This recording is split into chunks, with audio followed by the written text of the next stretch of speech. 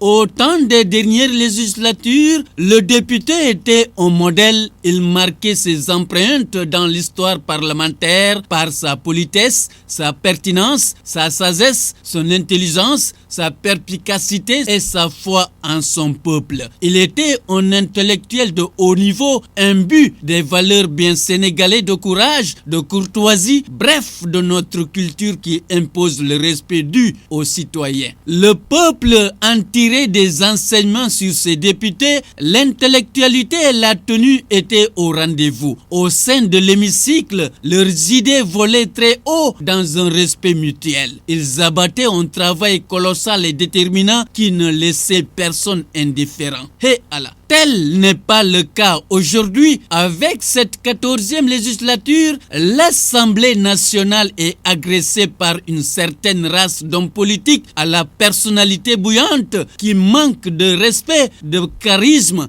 de professionnalisme et de sagesse vis-à-vis des populations. Ce qui se passe de nos jours à l'hémicycle en est une parfaite illustration. La mort dans l'âme, le peuple sénégalais assiste à une diarrhée verbale d'insanité et d'injures déversées sur des peuples, pour ne pas dire sur des élus. L'Assemblée nationale s'est métamorphosée en temple de démons. Elle est désormais transformée en arène nationale de lutte et de boxe. À travers ces plénières, le palais du peuple ne cesse de pondre des immoralités, des insolites, des bêtises, de vulgaires insultes qui sont proférées par-ci par-là, des députés qui se battent comme des Polonais au bar sous le regard des caméras du monde entier. Et Allah, un spectacle désolant et déshonorant. On se pose même la question à savoir de qui se moque-t-on. Est-on même à mesure de les appeler honorables députés au vu de leur comportement inouï vis-à-vis du peuple sénégalais? D'aucuns ne se retrouvent plus et parlent même de garderie d'enfants au sein de l'hémicycle et commencent déjà à crier qu'il faut sauver la République, tellement que des inquiétudes sont énormes. Billahi, le peuple sénégalais n'a pas besoin de ces attitudes de ces députés